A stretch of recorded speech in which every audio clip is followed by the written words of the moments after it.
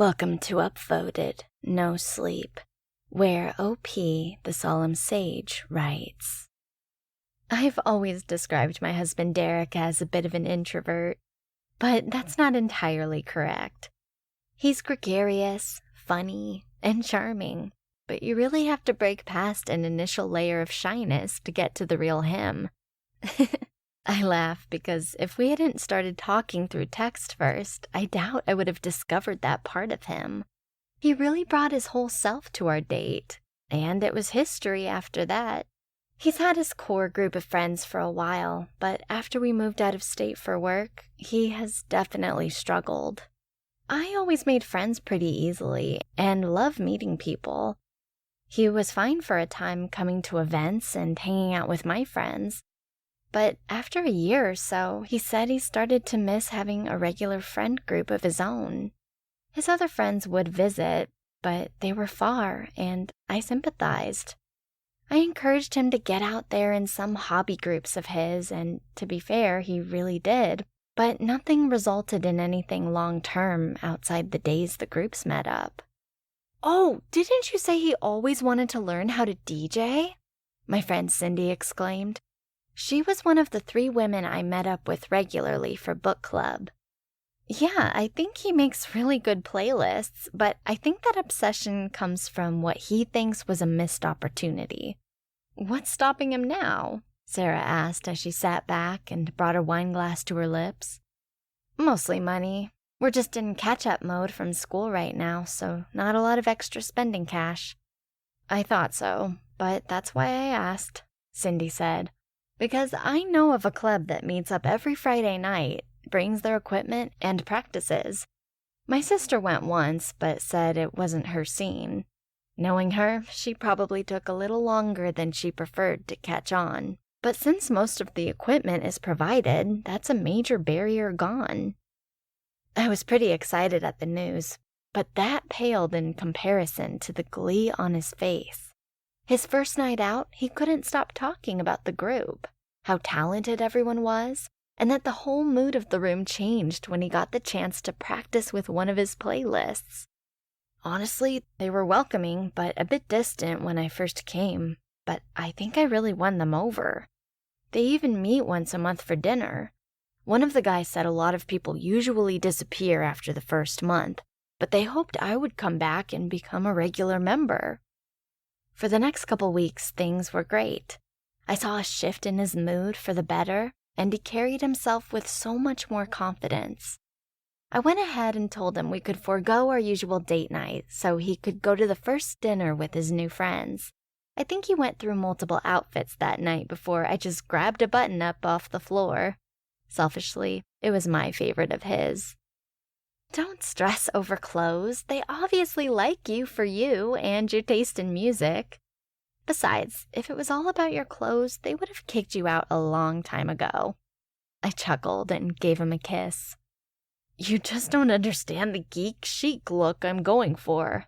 Not everyone understands fashion. It's okay. Derek smirked and returned my kiss, then headed out. He checked in later in the night to let me know they had talked him into going to a small venue where other musicians, DJs, and professionals frequented. I wasn't familiar, but I recognized I didn't know much about the underground music scene here. Derek returned at around 2 a.m., a bit disheveled, but had clearly had fun. A couple of his friends had driven him home and helped him up to our door. A striking couple. The man introduced himself as Jamie, and a woman, who I assumed to be his girlfriend, said she was Natalie. She wrapped herself around Jamie's arm as soon as they got Derek to the door, and apologized for letting him have a bit too much fun. I told him it was more than fine, and reached out to help him inside.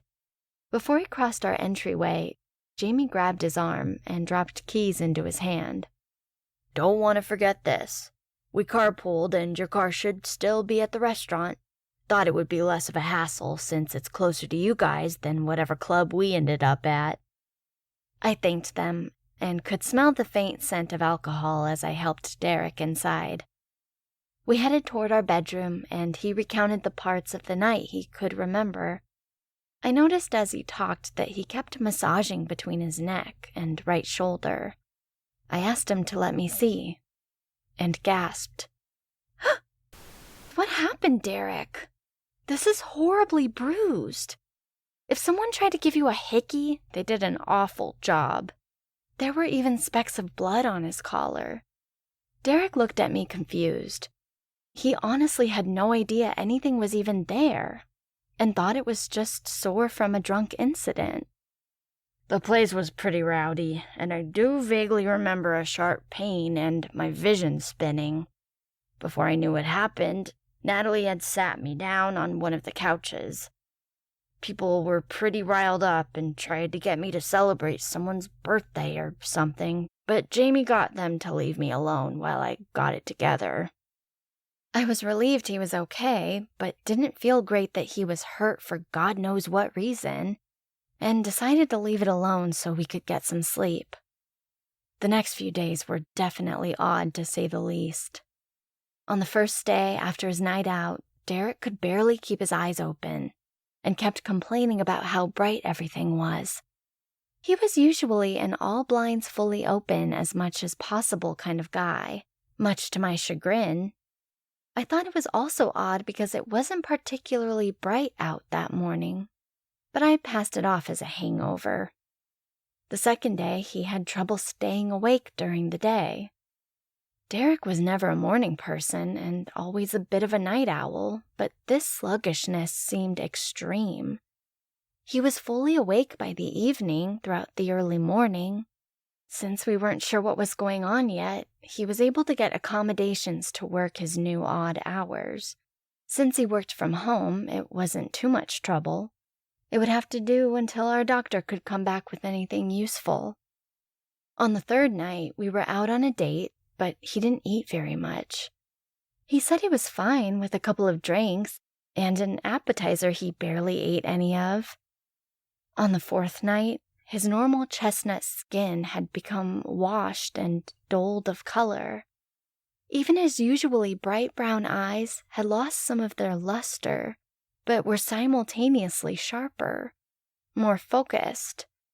It was like he watched where you were headed instead of where you currently were.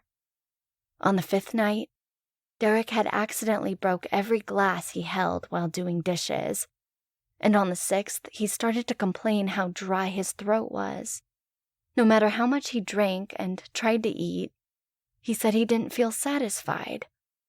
It was on the seventh night that his friends showed up to pick him up for another jam session. They had never done this before, and I wasn't too keen on him going since we still had no idea what was going on, but it also seemed like a night out would do him some good. Honestly, I also felt like I needed a break to decompress and think of what else we could do to find out what was happening. I fell asleep faster than I intended, and was startled awake by an urgent rapping at our door. I went downstairs and saw Derek through the peephole and opened it. I covered my mouth in horror. Blood stained Derek's shirt, and as my mind came back, I saw it was on his face as well. He braced himself on the door frame and said, "Can I come in?"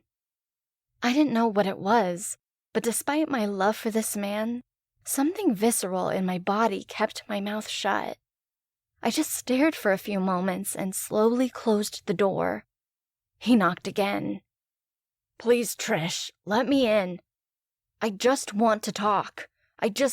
Look, I know this sounds weird, but if you come to the club with me, you can find out what's going on with me.